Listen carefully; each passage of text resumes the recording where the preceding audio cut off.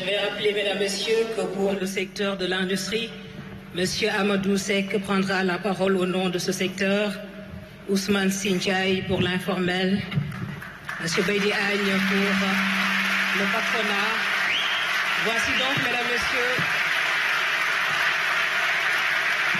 Monsieur le Premier ministre.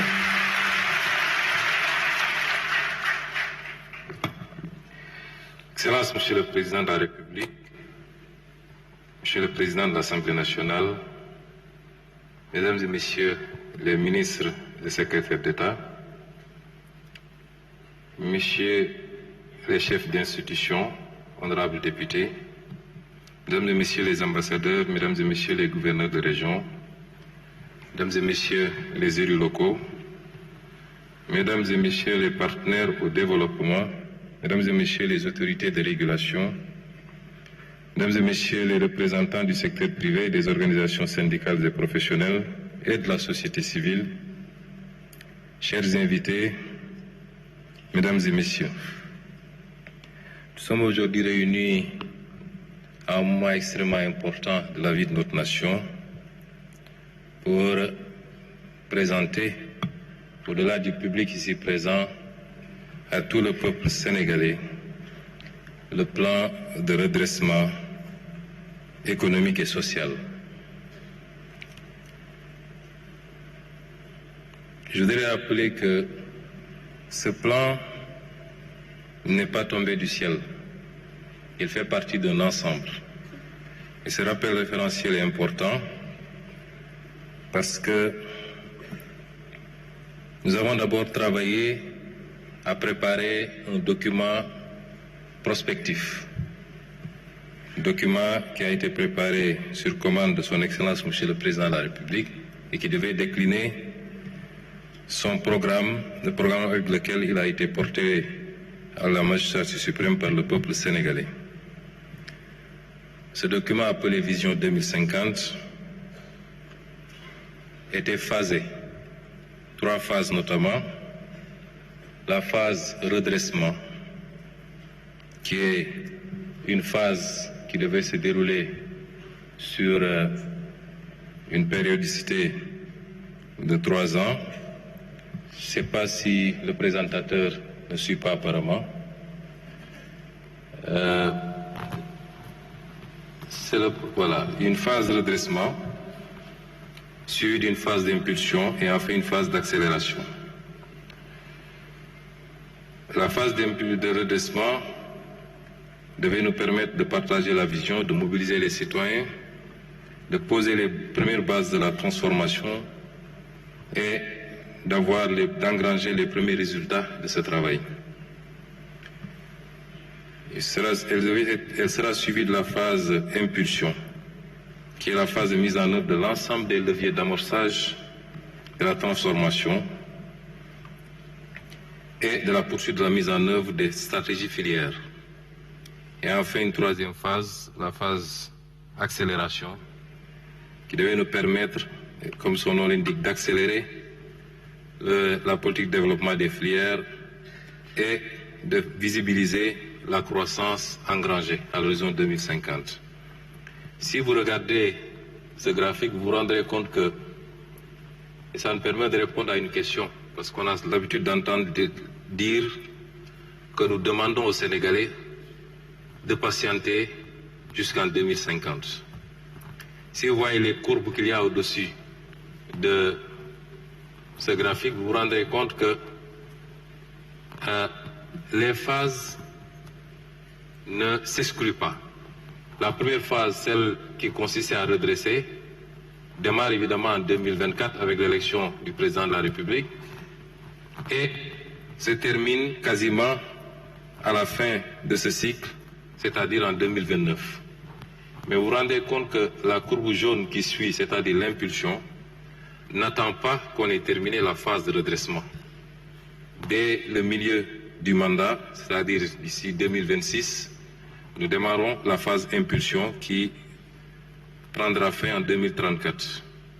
Et la phase accélération démarre presque simultanément avec la phase d'impulsion, ou 1 ou 2 ans après le démarrage de la phase d'impulsion. et donc avant la fin de la première phase, c'est-à-dire le redressement. C'est une action combinée avec plusieurs phases qui ne s'excluent pas, mais avec la priorisation de l'une ou l'autre phase selon les périodes. Le redressement, pour le slide qui suit, doit nous permettre de faire un certain nombre de choses. D'abord, les réformes préalables à des actions futures. Un certain nombre de réformes, réforme des institutions, réforme de la justice, réforme territoriale, décentralisation, déconcentration, et j'en passe. Il faut comprendre donc que la phase de redressement ne commence pas aujourd'hui avec le document que nous vous présentons. C'est l'un des éléments de ces réformes préalables, c'est-à-dire l'assainissement du cadre macroéconomique dont a parlé tout à l'heure M. le ministre de l'Économie. Il faut comprendre donc que cette phase de redressement a démarré depuis les premiers jours du mandat, puisque le président de la République a convoqué les assises de la justice, ça fait partie de la phase de redressement, les assises politiques, ça fait partie de la phase de redressement, un certain nombre d'états généraux sectoriels ont été organisés dans le secteur de l'industrie et du commerce, dans le secteur de l'hydraulique, dans le secteur du transport, entre autres. Toutes ces...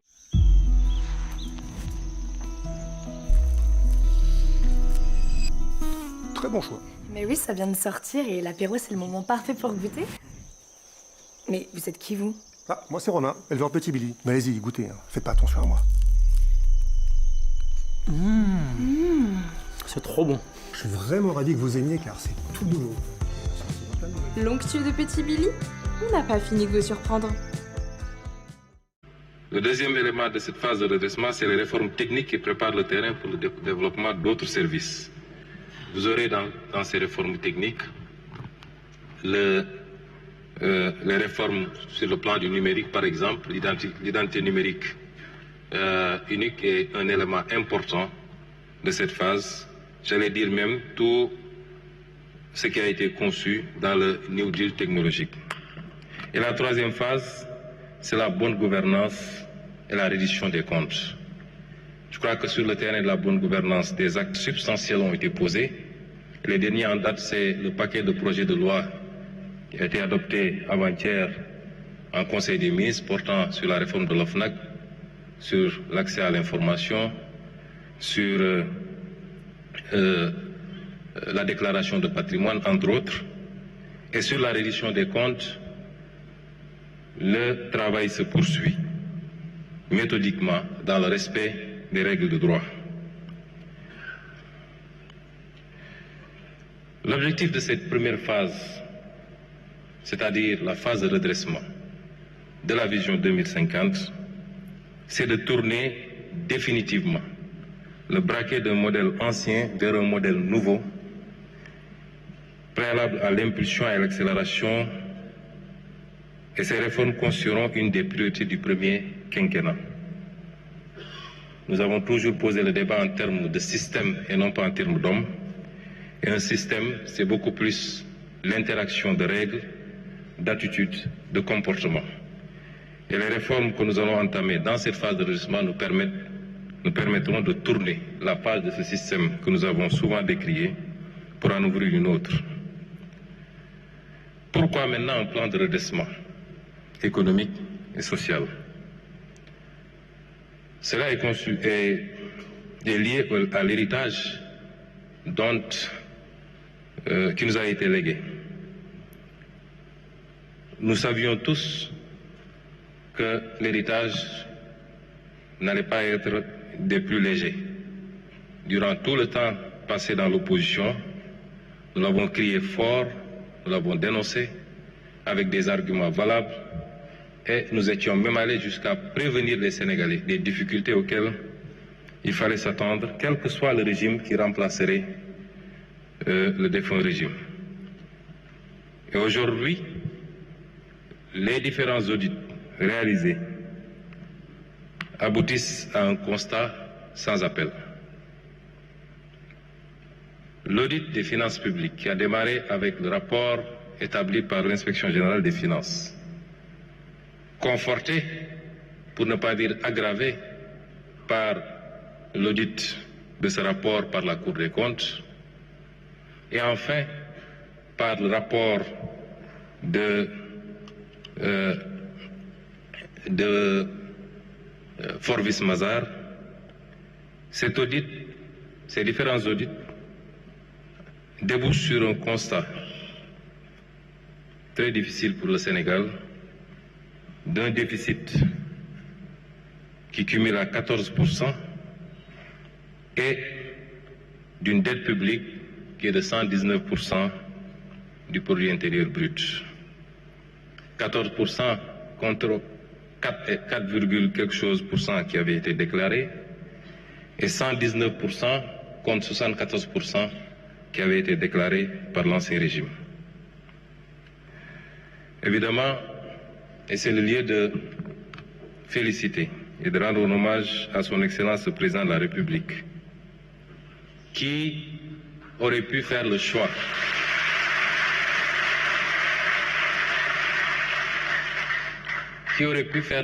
de la dissimulation. Je me rappelle des rencontres tenues autour de lui au palais avec les différents ministres concernés, le ministre des Finances, le ministre du Budget, le ministre des Finances et du Budget, le ministre de l'Économie et le désormais ministre d'État chargé de l'agenda et un certain nombre de ses conseillers, des réunions qui nous avaient permis d'apprécier la gravité de la situation, mais surtout des conséquences de l'exercice de vérité, si on choisissait de dire la vérité. Nous en étions conscients. Et le président a dit, je ne voudrais pas démarrer mon mandat sur un mensonge, je ne voudrais pas le dérouler sur un mensonge et le conclure par un mensonge.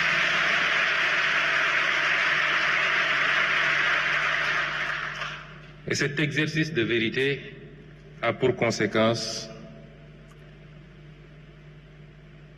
le respect difficile des engagements internationaux.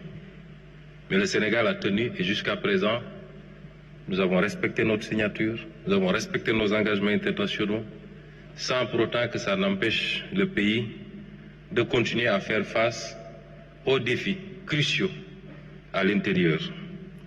C'est le lieu ici également de féliciter et de rendre hommage au ministre des Finances et du Budget, à toutes ses équipes, au ministre de l'Économie, qui chaque jour déploie un trésor d'énergie pour faire face à nos engagements internes et extérieurs. L'autre conséquence, c'est des conditions de plus en plus difficiles de financement extérieur, sur le financement extérieur. Évidemment, notre signature s'est dégradée. Vous avez vu tous les conséquences en termes de notation du Sénégal. Et c'était une des conséquences auxquelles nous nous attendions quand le président a décidé de se livrer à cet exercice de vérité.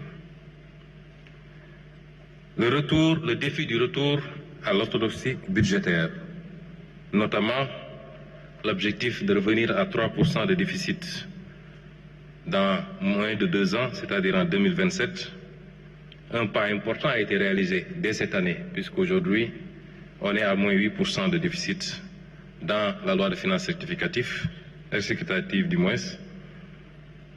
Et donc, la moitié du chemin a été parcouru déjà. Et de revenir également à un niveau d'endettement raisonnable et respectueux des critères de convergence dans le cadre de l'espace UEMOA.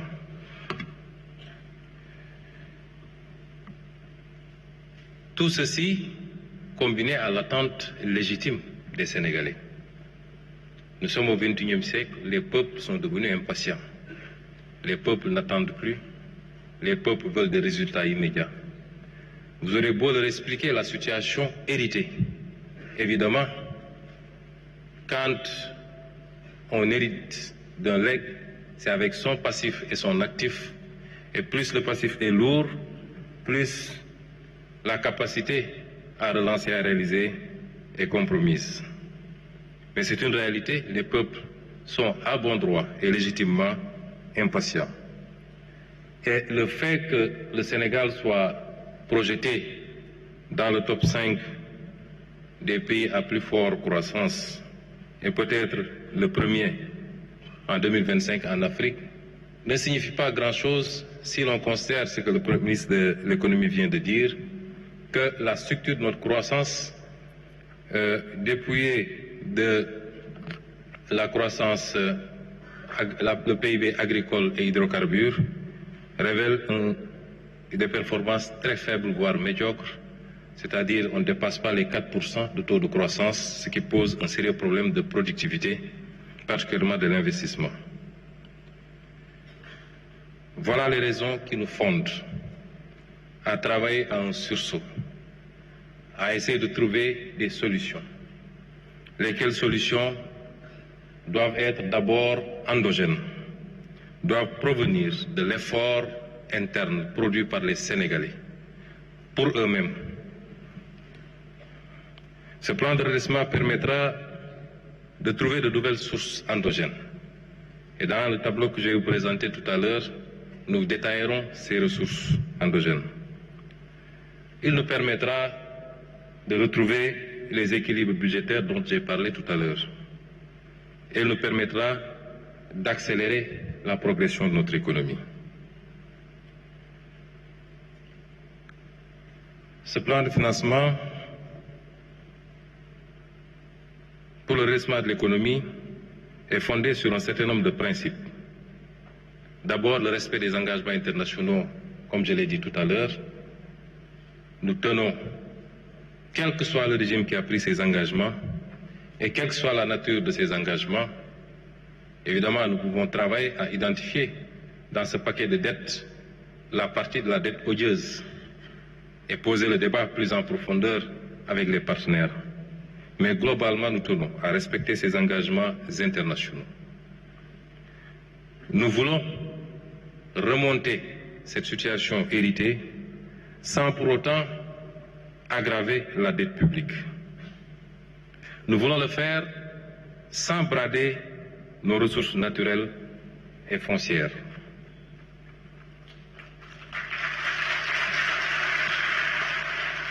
Nous voulons le faire dans une quête de souveraineté dans le secteur bancaire et particulièrement des banques à connotation publique. Nous voulons le faire sans mettre trop de taxes supplémentaires sur les investisseurs au détriment de l'attractivité de notre pays. Nous voulons le faire par un exercice de lutte contre la fraude sous toutes ses formes et nous devons le faire dans le respect de l'équité, dans la contribution financière des acteurs, règles essentielles du droit fiscal. Alors,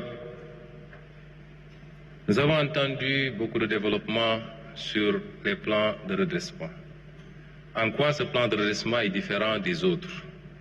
Nous ne sommes pas remontés jusqu'en 1979 pour le PREF, qui semble être le premier plan de redressement, mais comparativement au financement du programme de résilience économique et sociale qui a été élaboré pour faire face aux conséquences de la crise de la Covid-19, dans son modèle de financement d'abord, le PRES avait été financé à 84,5% par les partenaires au moyen de prêts concessionnels, de dons et de reports d'échéance. L'État, pour un budget prévisionnel de 1 000 milliards, n'avait contribué qu'à hauteur de 102,25 milliards, soit 13%. Le PAP 2A, qui a pris le relais pour engranger les bénéfices du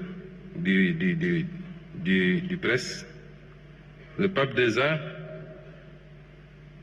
projetait un budget de 14 712 milliards qui a fortement bénéficié, plus de 60% au moins, de ressources extérieures.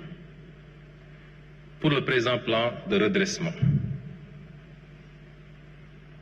90% des ressources sont attendues de la mobilisation de ressources endogènes sans endettement.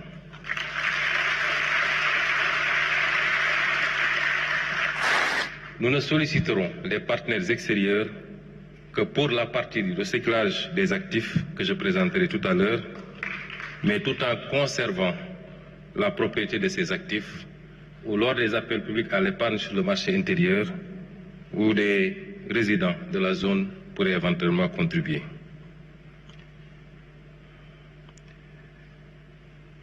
Un autre élément de comparaison, c'est que le coût du plan de redressement sera de 33% plus élevé que celui prévu dans le scénario de base, c'est-à-dire le document de programmation budgétaire économique et pluriannuel 2026-2028, qui fait des projections en moyenne d'un peu plus de 5 000 milliards.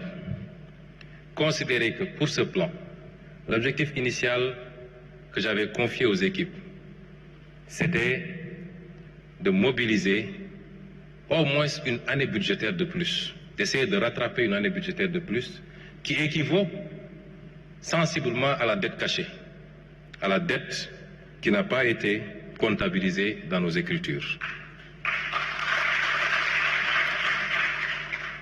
Et comparativement donc au PAP 2A, dont les ambitions n'étaient que de 4% par rapport au schéma initial, c'est-à-dire le PAP 2. Ces éléments de comparaison nous permettent d'apporter ou d'anticiper sur un certain nombre de réponses et qui recoupent notre volonté, notre discours qu'on a toujours tenu. Hier, ici, lors de la remise des lauréats du concours général, je retiens une phrase prononcée par le président de la République, son souhait de voir les Sénégalais s'approprier du concept de souveraineté. Tout ce plan, toute la trame de ce plan répond à ce besoin, à cette option forte de souverainiser notre pays, de faire des efforts par nous-mêmes. Nous ne pouvons pas, 65 ans plus tard, continuer à attendre le salut de l'extérieur. L'Afrique doit évoluer et le Sénégal doit évoluer. Depuis que les constats ont été faits après les audits, tout le débat national tournait autour du FMI. Le FMI n'a pas décaissé. Est-ce qu'on aura un nouveau programme avec le FMI? Ce que nous présentons aujourd'hui n'attend rien quasiment de personne, sinon du peuple sénégalais lui-même.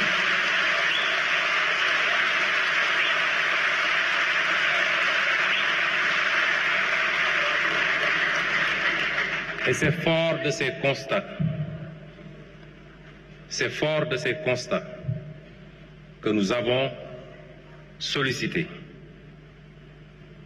l'autorisation, sollicité et obtenu l'autorisation du président de la République pour mettre une équipe autour de nous à la primature, regroupant l'essentiel des ministères qui travaillent sur les domaines qui nous intéressaient pour la confection de ce plan de redressement.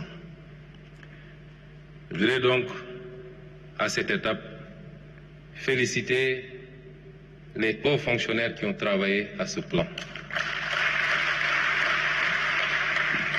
Mesdames et messieurs, le Sénégal regorge d'agents dans la fonction publique de qualité.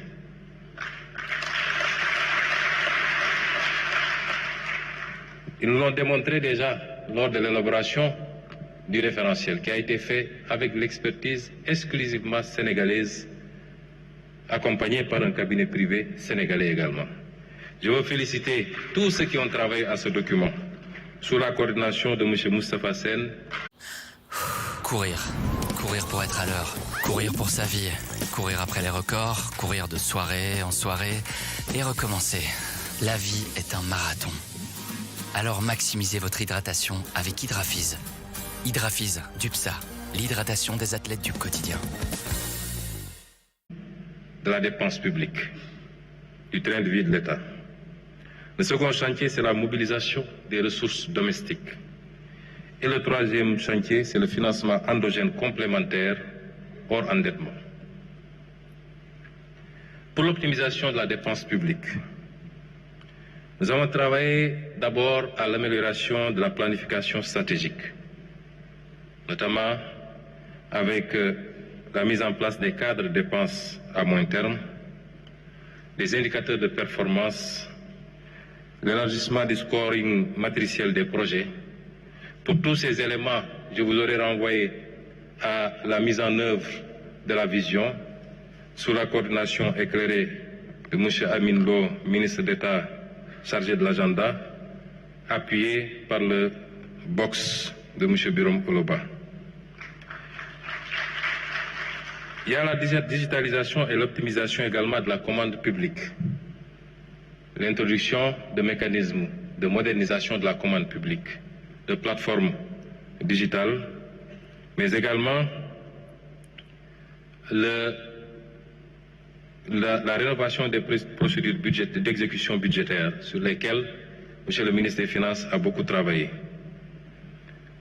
Évidemment, pour ce qui est de la commande publique, des aspects importants comme la mise en place d'une centrale d'achat qui nous permettra de regrouper un certain nombre d'opérations, de rationaliser également les acquisitions, est un élément extrêmement important. Et enfin, la réduction de la taille de l'État, où les équipes ont travaillé à la fusion et à la suppression d'un certain nombre de structures,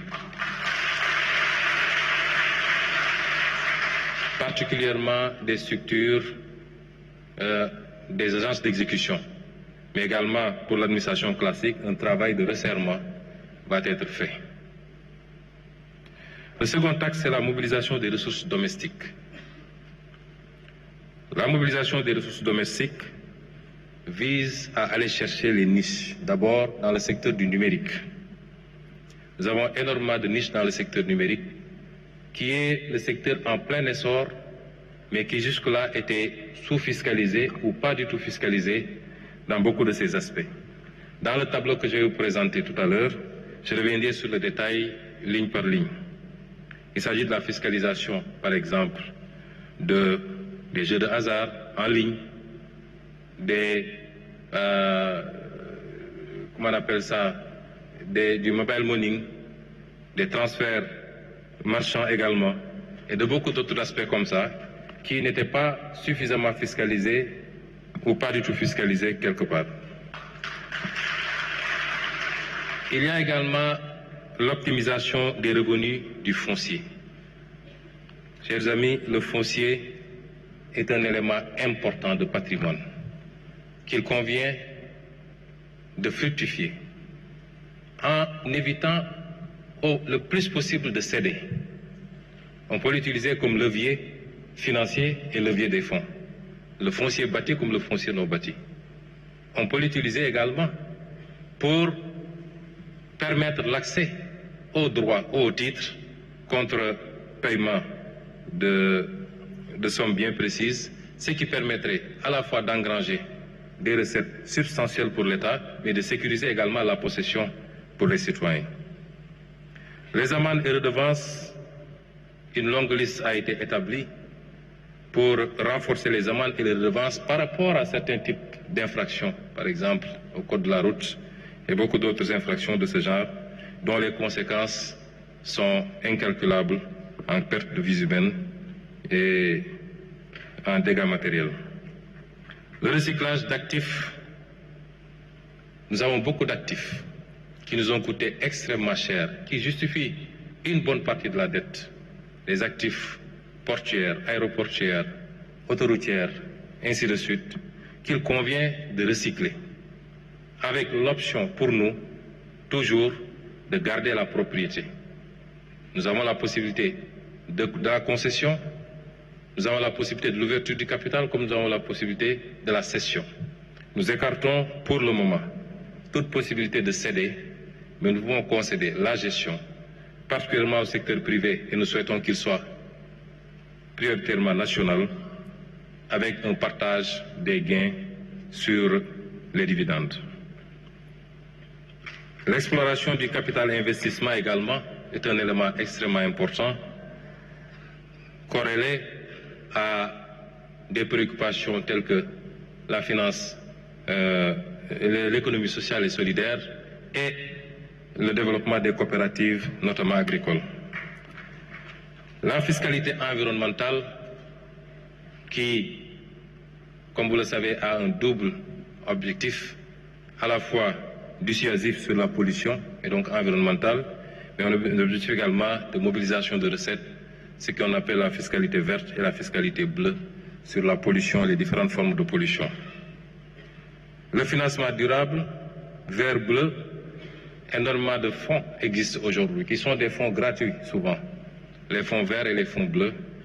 À travers le monde, le Sénégal est parti à un certain nombre de conventions, notamment sur la transition écologique juste, qui peuvent aujourd'hui venir abonder également cet effort. Et enfin, la rationalisation des différentes subventions. Le ciblage, un peu trop, essayer de cibler pour toucher les vrais, ceux qui ont vraiment besoin de ces subventions, aussi bien dans le domaine de la pêche, dans le domaine de la distribution des produits d'hydrocarbures, ainsi de suite, pour éviter que des gens de la couche moyenne ou même des gens très aisés puissent continuer à capter les subventions au détriment de ceux qui en ont vraiment besoin. Et enfin, les troisièmes sources de financement, c'est le financement endogène et les ressources complémentaires. Je veux citer ici l'appel public à l'épargne dont nous usons de plus en plus pour mobiliser des ressources sur le marché intérieur en monnaie locale, parce que l'un des problèmes de notre dette aussi, c'est que nous empruntons à monnaie étrangère alors qu'on doit rembourser en monnaie locale. Ça pose un problème sérieux et aujourd'hui, il faut dépasser, de plus en plus recourir à d'autres modèles qui nous permettent de mobiliser des fonds sur le marché local, de financer notre dette en monnaie locale, et la dette en monnaie étrangère doit cibler au maximum possible des activités qui génèrent des revenus en devises, notamment l'exploitation des hydrocarbures, du pétrole et du gaz ou le secteur minier. La promotion d'un secteur bancaire national fort, c'est-à-dire le secteur bancaire à capitaux majoritairement publics. Les débats sont encore en cours sur la nécessité ou non de fusionner un certain nombre d'instruments que nous avons, le fonds 6, le fonds GIP, un certain nombre d'autres banques, la banque agricole, ainsi de suite, pour, à l'image d'un certain nombre de modèles, avoir un instrument de financement de l'économie de développement fort et structuré. C'est des débats qui seront tranchés par son Excellence le Président de la République. Des missions de benchmarking seront envoyées très bientôt pour nous approprier les expériences vécues ailleurs. La finance islamique qui est un levier important, notamment par le soukouk, qui est une forme d'emprunt obligataire mais respectant un certain nombre de normes. Le Sénégal en a déjà usé pour la réflexion du building administratif et du ministère de l'Intérieur des Finances, si je ne m'abuse. C'est des leviers qui permettent de lever des financements sains, comme le recours au mécanisme du WACF et beaucoup d'autres mécanismes de financement islamique. La renégociation des contrats stratégiques. Un travail est en train d'être fait. Et vous me permettrez de féliciter également à ce niveau l'équipe qui y travaille, le comité de lecture, dirigé par le conseiller spécial El Hadji Ibrahima Diop, qui a déjà renégocié beaucoup de contrats et de conventions. Je me rappelle, lors de nos écrits, quand on était dans l'opposition, nous nous référions aux statistiques de l'OCDE, qui chiffrait à peu près les surfacturations dans les marchés publics dans les pays à économie avancée, comme on dit, à peu près 11%. Pour le travail que nous avons commencé à faire, qui touche peut-être principalement le secteur des BTP, un peu l'énergie, un peu la santé, etc., le constat, c'est que nous sommes déjà à 18% de surfacturation sur les marchés publics. Et les gains qu'on ferait, rien qu'en assainissant ce volume dans le budget d'investissement, nous permettrait d'engranger des profits significatifs.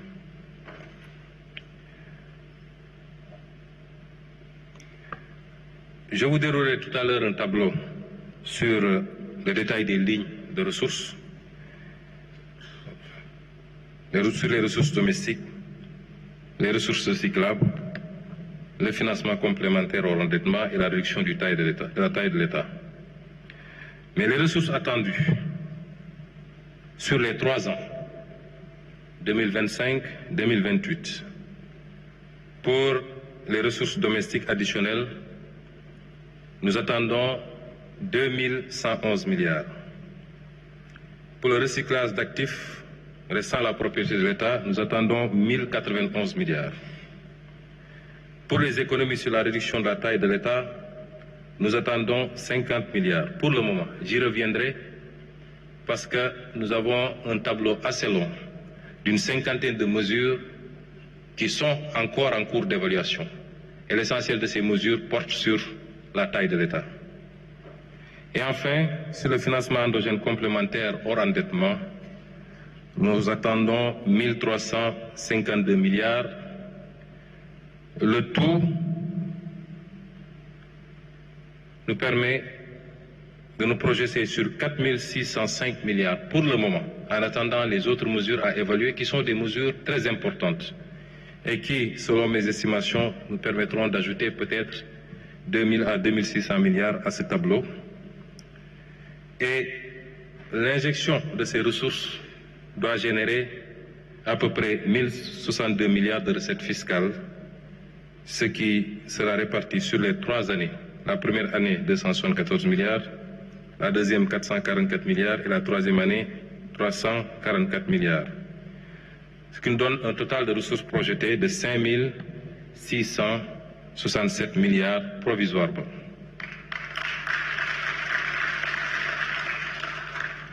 Alors, je ne sais pas si ils avaient remis la clé à la régie pour pouvoir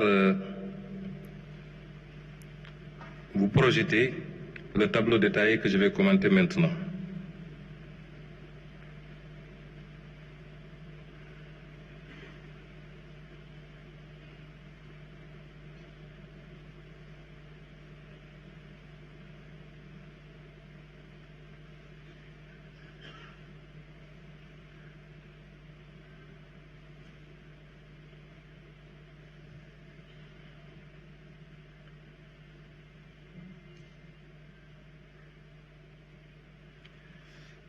Pour les différentes rubriques, la synthèse des projections se décompose en mesures nouvelles et réalistes de génération de recettes publiques et leur potentiel budgétaire sur la période 2025-2028. Pour le financement endogène, je vous ai dit que le tableau, je vais citer pour chaque rubrique quelques lignes. Nous avons la ligne renforcement de la collecte des dividendes des entités publiques, sur laquelle nous attendons 27 milliards. Le Sénégal, en tout cas l'État, a été assez négligent dans le suivi de son portefeuille et de la collecte des dividendes dans toutes ses participations. Dans le secteur minier, par exemple, où on a minimum 10%, 15%, 20% de participation souvent, et dans beaucoup d'autres secteurs, comme le secteur portuaire, nous pensons qu'une action générera ce montant. Pour la renégociation des contrats stratégiques, nous nous projetons sur 884 milliards. Un travail consistant à corriger les déséquilibres constatés dans les conventions minières, pétrolières et industrielles, telles que les cimenteries, notamment en matière de redevances de fiscalité et de production déclarée. Elle inclut également le recouvrement des amendes issues des audits métrologiques et fiscaux. Pour la mobilisation de l'épargne nationale et de la diaspora, l'objectif c'est de capter les flux d'épargne disponibles sur le territoire national et auprès de la diaspora à travers la création de véhicules d'investissement. Il ne s'agit pas de dire aux gens de donner leur argent de manière philanthropique, mais de les intéresser à un certain nombre de projets structurants sur lesquels ils peuvent investir avec retour d'investissement. Nous nous projetons sur 135 milliards.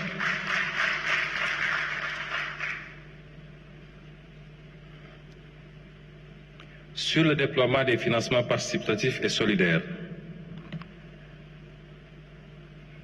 le WAPF, les instruments tels que le Soukouk et les plateformes de crowdfunding, nous projetons 300 milliards. Pour l'approvisionnement gaz par GTA, un élément extrêmement important.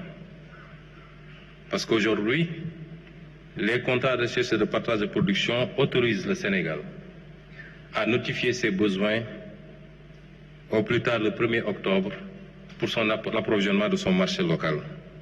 Ce que nous avons fait pour 2026. Les gains sont de 177 milliards ou de 143 milliards sur 2026 seulement, selon l'application au nom de la pénalité de 25% prévue et que BP peut vouloir appliquer. Et l'impact sur le kilowattheure, c'est de le faire passer de 115,93 francs kilowattheure aujourd'hui à 76,18 francs kilowattheure. Et donc sur les 3 ans, l'impact attendu est de 435 milliards. Pour les actifs détenus par la SOGEPA, qui peuvent être utilisés comme effet de levier, nous nous projetons à 341 milliards. Pour ce qui est de la régularisation du renouvellement de concessions des opérateurs téléphoniques également, nous nous projetons à 200 milliards. Sur les frais de visa électronique que nous avons décidé d'appliquer pour l'entrée sur le territoire national, au pays. Retrouvez toutes les promos et bons plans de votre catalogue sur carrefour.fr ou sur l'application Carrefour. À 60 milliards. Sur le recyclage d'actifs comme les autoroutes, nous projetons à 126 milliards. Par rapport à la réduction du train de vie de l'État, je vous avais dit tantôt que pour le moment, une seule mesure sur la dizaine de mesures, une seule mesure est pour le moment évaluée.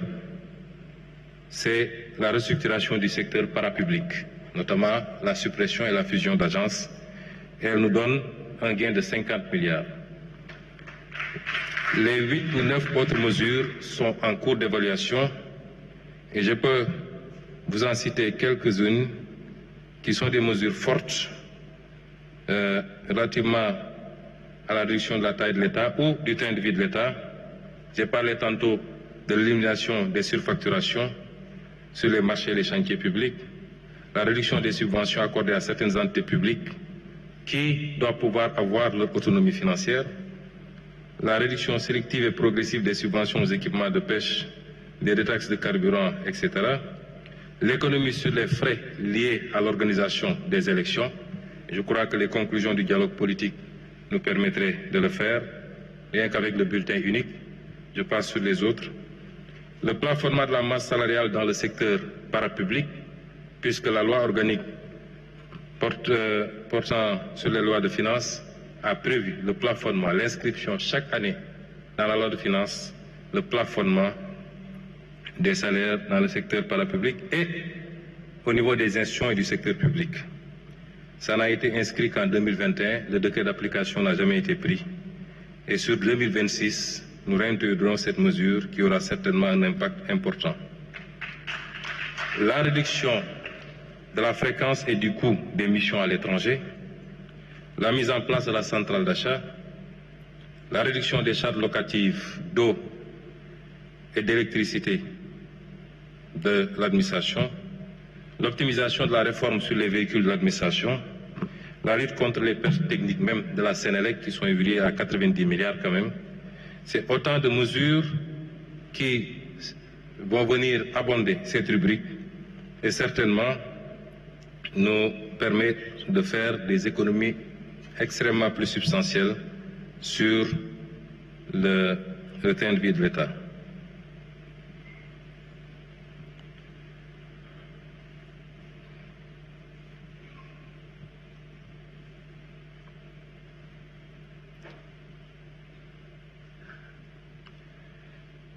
Donc après ce volet,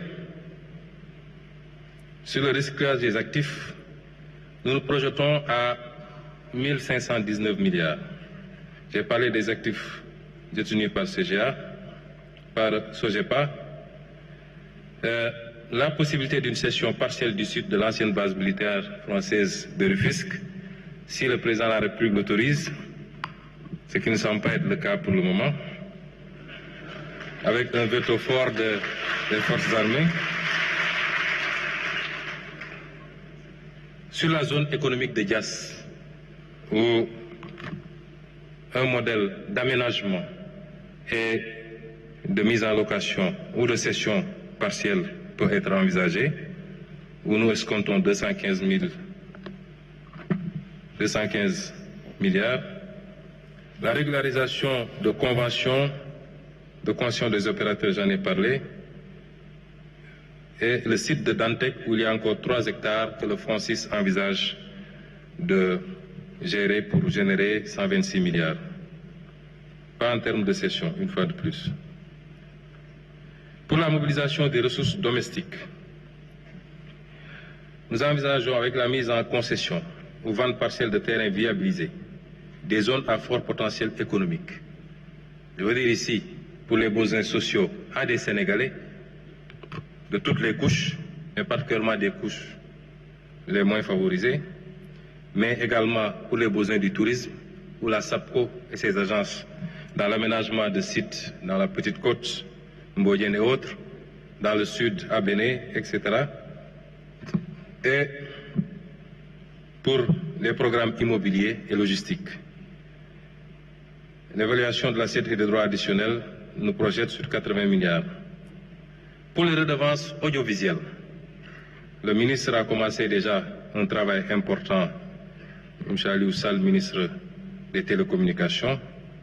Il s'agit ici d'aller au-delà de ce qu'il a commencé et de fiscaliser tout ce qui est publicité en ligne, les vidéos sur demande, notamment les plateformes telles que Netflix et autres, les services numériques.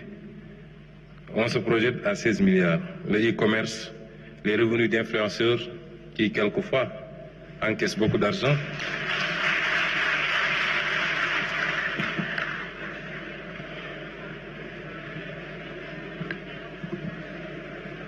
La taxation du mobile money.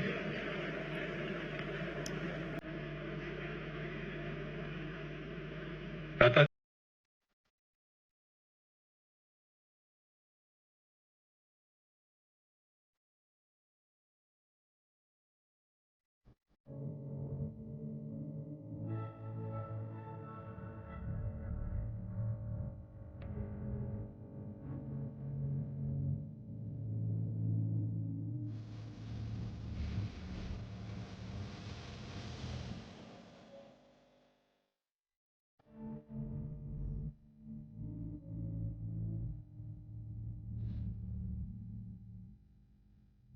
« 90 milliards, les transactions marchandes du mobile money.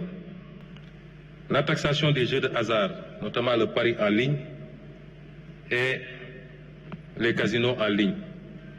Les jeux de hasard, le jeu en ligne aujourd'hui constitue 80% du jeu de hasard. Il nous faut aller chercher les 20% qui restent. Mais nous avons choisi, puisque dans ce secteur, les bookmakers étaient taxés, la LONASE est taxée, mais les parieurs ne sont pas taxés. Taxation du gain, 75% des mises constituent un gain que partagent des parieurs, mais également nous envisageons un modèle de taxation même de la mise, parce qu'au-delà de la mobilisation de recettes, nous avons l'obligation en tant qu'État de protéger surtout les petits parieurs contre eux-mêmes et contre l'addiction au jeu. L'augmentation du taux de la taxe sur le tabac, c'est le même principe que nous envisageons d'amener au plafond UEMOA qui est de 100%. Aujourd'hui, nous taxons à 70%. Et je crois que la fumée peut rapporter 100 milliards.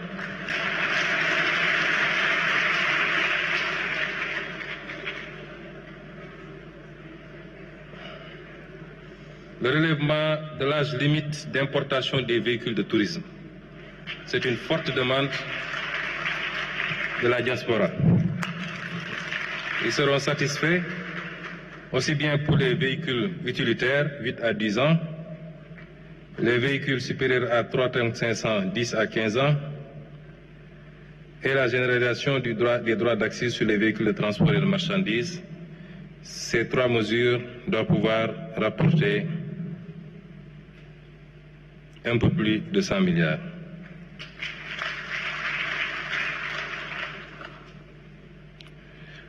La réactivation des droits à l'importation pour les téléphones portables, qui avait été suspendue avec la redevance RUTEL, mais tout le monde convient, les autorités douanières, le ministère de l'économie et des finances, qu'il est temps de remettre en place cette taxation et les projections sont à 200 milliards. Je voudrais dire que tous les chiffres que nous vous avançons ici sont des chiffres minorés. J'ai demandé à l'équipe de prendre les options les plus minimalistes possibles pour nous aménager une marge d'erreur substantielle.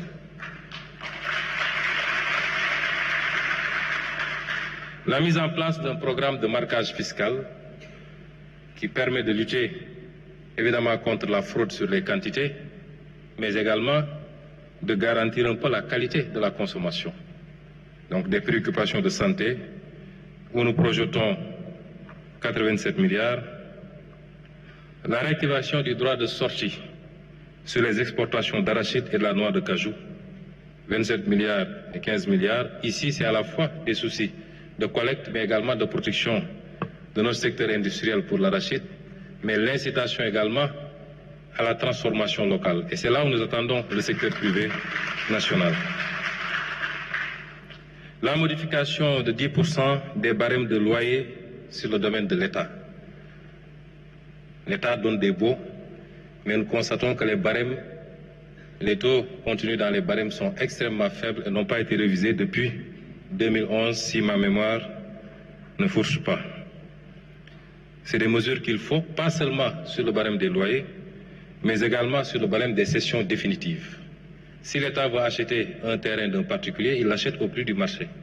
Mais si l'État vend un particulier, il vend 10 fois, 20 fois, 30 fois moins cher parce qu'il vend selon un barème, puisque l'État n'est pas censé faire des profits sur le foncier. Mais cet État-ci, qui a hérité d'un déficit de 119% et d'un déficit de 12%, est censé faire de l'argent. La régularisation massive des terres du domaine national. Nous avons travaillé avec M. Dia sur la possibilité de faire évoluer le PROCACEF, qui est un programme qui permet de régulariser les propriétaires allégués de terrain, particulièrement en zone rurale, mais ça se faisait presque gratuitement, mais on ne délivrait pas de droits ou de titres. L'instruction, c'est d'aller vers la délivrance de droits et de titres pour sécuriser les propriétés et permettre à ces gens-là non seulement de pouvoir sécuriser, mais de pouvoir même avoir un levier pour faire prévaloir auprès des banques pour lever des fonds utiles à leur activité. Donc, la mise en concession de terrains viabilisés dans des zones à fort potentiel économique. Et enfin, l'introduction d'une fiscalité verte et bleue par l'instauration d'une taxe carbone, d'une surtaxe sur les véhicules anciens à forte émission de CO2, ainsi qu'une éco-contribution sur certains produits importés, où nous escomptons 306 milliards.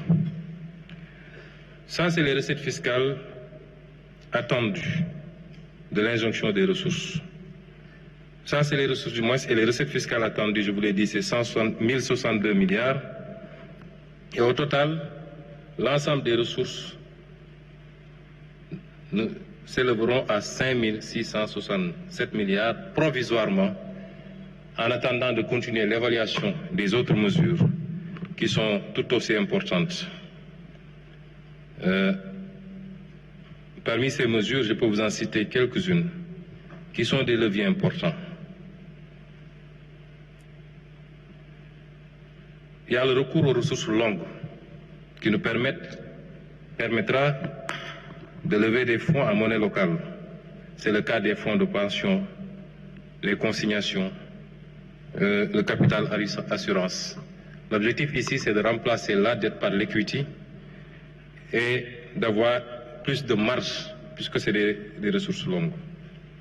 La révision du mode d'indexation de la prime fixe sur l'électricité, l'imposition d'une amende forfaitaire aux propriétaires d'immeubles n'ayant pas respecté la réglementation en matière de construction, notamment les ascenseurs, les parkings et autres.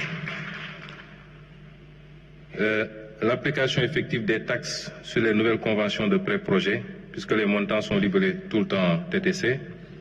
Je vous ai cité tout à l'heure les mesures pour le train de vie de l'État. Je les saute donc.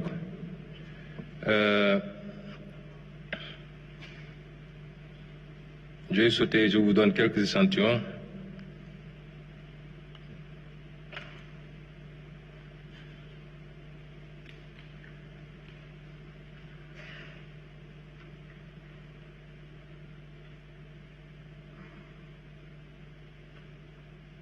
Donc, l'application du droit de sortie sur les exportations de produits miniers non couverts par la stabilisation fiscale, la taxation des occupants sans droit ni titre, la traque et la sanction des fausses quittances, des faux certificats de taxes, des certificats recyclés. Nous sommes en train de faire ce travail sous la supervision du président de la République. Je ne vous en dirai pas davantage puisqu'il est en cours, mais la lutte et la compression de la fraude sur ces aspects-là va générer énormément de ressources. J'ai parlé de la subvention modulée du carburant, donc le ciblage.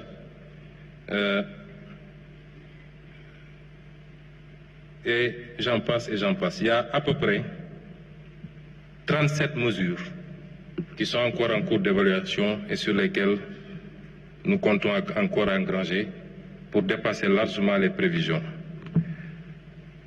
L'exercice auquel nous nous livrons n'est pas seulement un exercice conjoncturel. C'est vrai, il y a une situation qui l'exige. Ça ne nous a pas été imposé de l'extérieur pour une fois. C'est souverainement qu'on a décidé de le faire. Mais au-delà de cette situation conjoncturelle, cet exercice nous permet de répondre à une des positions que nous avons toujours défendues. C'est que nous avons la capacité de faire évoluer de manière substantielle notre budget. Nous avons toujours dit que nous n'avons pas exploré peut-être le tiers de nos capacités.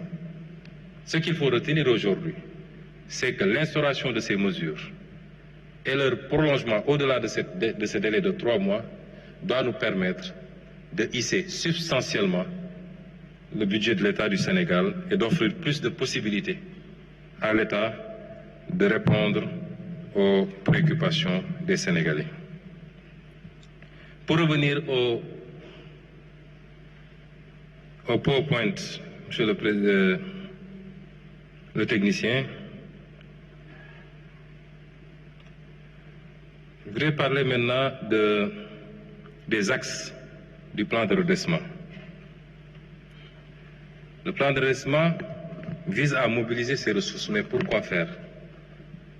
Orienter vers quoi?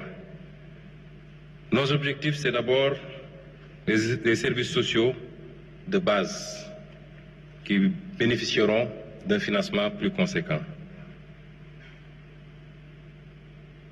Le premier axe, donc, c'est l'appui aux ménages. Dans l'appui aux ménages, nous avons une offre plus importante, mieux orientée, de biens et services sociaux. Je vais vous parler des services liés à la santé, à l'éducation, à l'enseignement supérieur, au logement social décent, à l'accès à l'électricité et à l'eau, particulièrement dans le monde rural. C'est également l'obtention des titres de propriété facilités pour sécuriser les ménages. Et c'est les aides aux ménages pauvres, notamment la bourse de sécurité familiale, qui sera renforcée. C'est également une des préoccupations essentielles du président de la République et de mon gouvernement, c'est continuer à rendre le coût de la vie abordable pour nos concitoyens.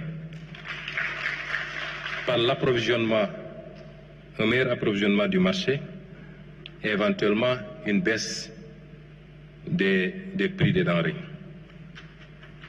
Et évidemment, la création massive d'emplois par l'abondement des fonds destinés au financement, particulièrement des jeunes et des femmes, pour l'employabilité et l'emploi. Toujours pour l'appui aux ménages, j'ai cité tantôt le cas des bourses de sécurité, et un meilleur ciblage, évidemment. Quand on dit cibler les subventions, certains proposent souvent de supprimer carrément les subventions et de faire des transferts cash qui profitent à partir du fichier RNU, qui nous permet de connaître les ménages considérés comme pauvres, de pouvoir les cibler directement par des cash transferts. Et enfin, penser sérieusement à la gratuité de certains services de base, par exemple, pourquoi pas les médicaments génériques qu'on pourrait éventuellement rendre gratuits, mais c'est en réflexion. Pour le second point, c'est le soutien au secteur privé national et la libération des énergies créatives. L'accès au foncier revient parce qu'entreprendre nécessite, pour la plupart du temps, de pouvoir accéder au foncier. Des mécanismes simplifiés et accélérés pour permettre à ce secteur privé d'accéder au foncier. L'amélioration de l'accès à l'électricité, j'en ai parlé tantôt. L'un des éléments de compétitivité industrielle particulièrement, c'est le coût de l'énergie. Nous ne pouvons pas continuer à être à plus de 110% du coût de l'énergie et vouloir compétir avec des pays qui sont à 12 francs. Si je prends le cas du Qatar, mais qui a suffisamment de gaz pour le faire, ou 60 francs si je prends le cas de la Chine. Il faut aujourd'hui que nous travaillions à baisser substantiellement le coût de l'énergie, mais également l'accès aux autres sources d'énergie pour le secteur privé particulièrement, les énergies renouvelables, le solaire singulièrement. Le paiement de la dette due au secteur privé. Après finalisation de l'audit de cette dette, l'engagement que prend le gouvernement, c'est de payer intégralement cette dette pour permettre à ce secteur privé. Certains nous disent qu'il faut vous assurer que les dettes que vous allez payer, les montants qui sont reçus soient réinjectés dans l'économie. Nous ne pouvons pas le garantir ou l'exiger, mais je suppose que pour un investisseur, la logique voudrait que s'il reçoit des paiements par rapport à une dette, qu'il les réinjecte dans l'outil de production pour pouvoir être plus productif et participer à la construction de notre développement. Le développement des infrastructures dans les pôles, entre les pôles, dans les zones économiques, également est un engagement que nous prenons vis-à-vis du secteur privé. La mise en place d'une garantie marché pour faciliter beaucoup de choses, notamment avec les contrats triennaux, parce que beaucoup de membres de la société civile se plaignent de ne pas pouvoir avoir une prévisibilité par rapport au marché public. La réforme du climat des affaires, chantier que nous avons déjà initié avec la réforme du Code des investissements qui est en cours, du Code général des impôts, du Code des douanes, du Code minier, et j'en passe, avec l'objectif de réformer le climat des affaires, mais tout en sauvegardant les intérêts de l'État. La facilitation de l'accès aux intrants également, particulièrement pour le secteur primaire, est un engagement. Et enfin, l'accompagnement à la formalisation avec les guichets uniques et beaucoup d'autres outils qui permettraient d'accompagner une bonne partie de l'informel vers la formalisation. L'autre élément, c'est le développement des secteurs prioritaires, l'agriculture, la pêche et l'élevage. Je ne ferai que les citer parce que je vous en renverrai au document Vision. Au début de mon exposé, je crois que j'ai sauté un slide pour vous dire que ce que nous faisons ne tombe pas du ciel. Nous avions d'abord le document Vision, nous avons ensuite le master plan décennal 2024-2034, nous avons la stratégie nationale de développement, qui est une stratégie quinquennale, nous avons même le document de programmation budgétaire et économique pluriannuel. J'aurais même pu citer la déclaration de politique générale. Mais ceci participe de ce premier point qu'on a appelé le redressement. Mais si vous vous rabattez sur le document Vision qui sera publié la semaine prochaine, Monsieur le ministre d'État, aujourd'hui, Monsieur le Président de la République me dit que ce sera publié aujourd'hui, ce document, tout ce que je vais développer ici et dans ce document, les offres et les projections sur les secteurs de l'agriculture, de la pêche et de l'élevage, la filière viande et lait, les industries légères, parce que dans le phasage, nous considérons qu'aucun pays ne s'est levé pour aller tout de suite vers les industries lourdes. Il faut pouvoir faire un ciblage et aller méthodiquement. Donc, le fer, la métallurgie et la sidérurgie, où nous avons des offres concrètes, même si ça semble être des secteurs assez lourds. Et c'est pourquoi le pari de l'énergie est important. Une fois de plus, c'est la mère des batailles. Le logement social, pas ici sous le volet social, mais c'est des entreprises qui viendront faire des offres. L'agro-industrie, le tourisme, les BTP, le numérique, l'industrie pharmaceutique, chimique légère, l'industrie culturelle et créative, le textile habillement, les matériaux de construction et l'agro-industrie. Quels sont maintenant les impacts attendus? D'abord, sur le plan social, l'application de ce plan, combinée à toutes les autres initiatives, parce que ce que je vous ai montré ici n'a rien à voir avec les différentes réformes, par exemple les différents codes, même si, de manière anticipative, certains points validés ici devraient être pris en compte, mais nous allons anticiper parce que dès les prochaines semaines, nous présenterons à l'Assemblée nationale un paquet de réformes qui doit accompagner la mise en œuvre de ce plan. L'amélioration de la situation sociale des ménages en milieu rural et urbain, la facilitation de l'accès aux services sociaux de base, l'adoption de nouvelles mesures de baisse des prix de denrées, le renforcement du socle de protection sociale, la promotion de l'entrepreneuriat pour les jeunes et les femmes. Je pense que je peux passer sur ces slides puisque j'ai déjà détaillé ces aspects plus haut. Et enfin, les impacts budgétaires attendus. C'est que ces ressources que nous voulons mobiliser conforteront la position de l'État par rapport à nos ambitions de souveraineté. Je le rappelle encore, il ne faut pas qu'on fasse des confusions. La souveraineté ne veut pas dire l'autarcie. J'entendais des gens qui vous disent, oui, ils parlent de souveraineté, pourtant ils empruntent. Ce n'est pas ça la souveraineté. La souveraineté, c'est avoir le choix dans les schémas que vous mettez en place, qu'on ne vous impose pas des modèles. C'est de pouvoir dire, ma priorité c'est de mobiliser sur les marchés dans des conditions les plus favorables, les taux les plus favorables, les maturités les plus favorables, et de ne recourir au multilatéral et notamment au FMI qu'en dernier ressort parce que je n'aurai pas d'autre solution. C'est le contraire de ce qu'on fait actuellement. C'est ça la souveraineté.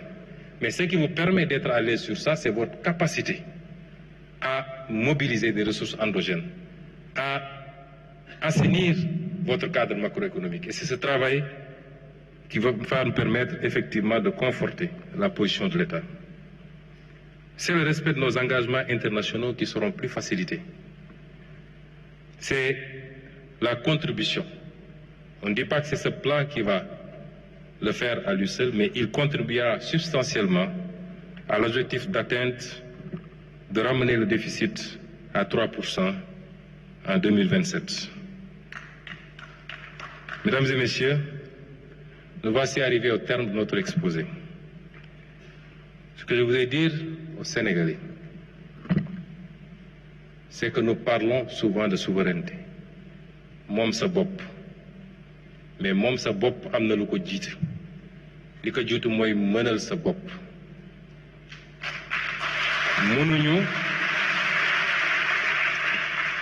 Mënuñu 65 ans après les indépendances jël suñu avenir yépp wéer ko ci liy jóge bitim réew moo xam dañ ñu koy labal ci anam yoo xam ne métti na ci ñun suñuy sëtaat di daw walla dañuy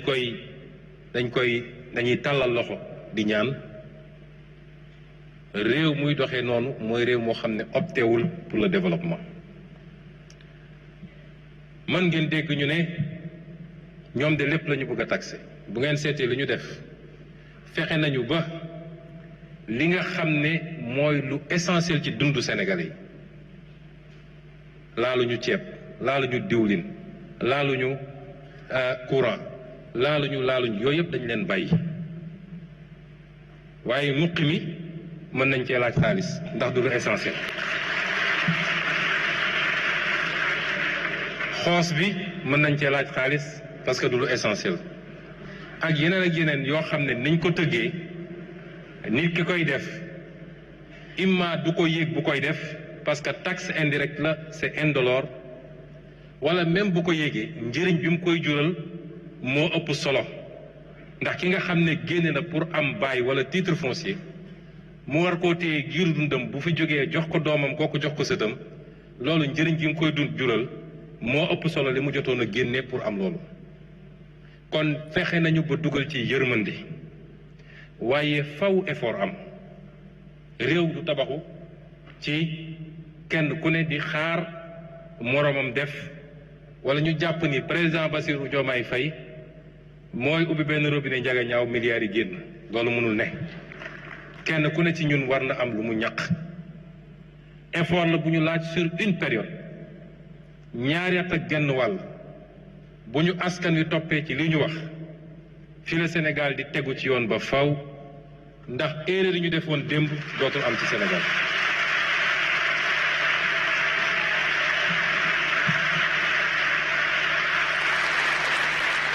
ma xam nag njàmbarte réewu Sénégal ak askanu Sénégal njàmbarte boobu ñu wane woon démb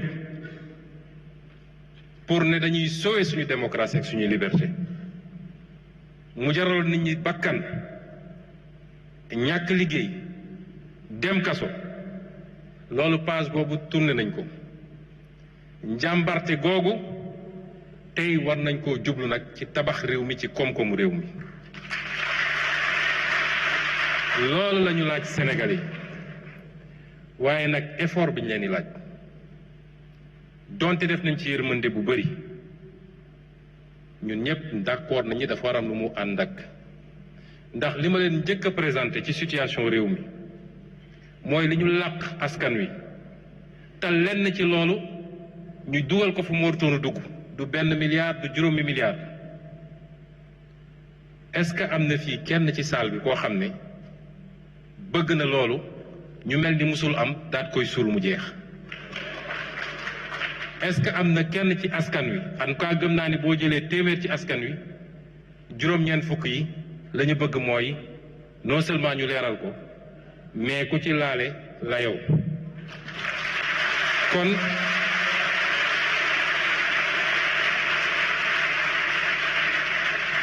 kon liggéey yooyu dañoo ànd ndax suñu ne woon rek sénégalais yi lii mun nañ ko def ñun ñëpp nañu ànd def effort te liñ ci jiital mooy effort yi état bi di def balaa ñu naan citoyen bi dundu état gi la ñu njëkk ne nañ ko xool effort yooyu mënoo ko laaj sénégalais yi ba pare ne leen dafa am yorin bu baaxul bu ñu yóbbu ba fii te doo layoog ñi def loolu kon sénégalais yi duñ la topp kon jot na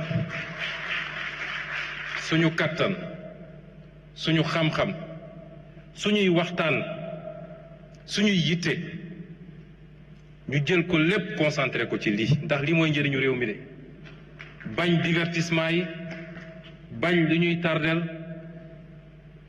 bàyyiwuma ci élève bi baykat bi transporteur bi étudiant bi cadre bi kilifa diine bi bépp couche sociale bi dañu xam ni lii moo war a doon suñu yitte ci ñetti at yi ñu jëm buñ ko defee Sénégal taxe ba faw ñu ngi leen di gërëm leen sant